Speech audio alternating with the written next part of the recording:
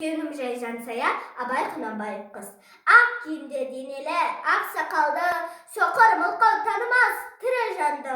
Үсті басы ақ қырау түсі суық, басқан жері сықырлап келіп қалды. Демалысы үскірік, аяз бен қар, кәрі құдың қыс келіп әлек салды.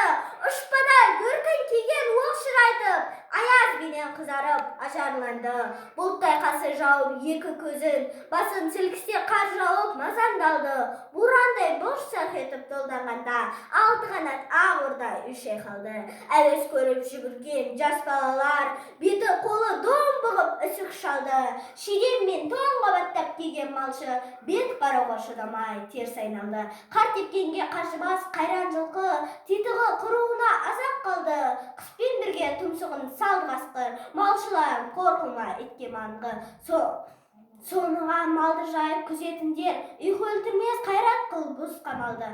Ит жегенше қанымай қанай жейсін, қыр жібер мұнан тұрған кәр шалды.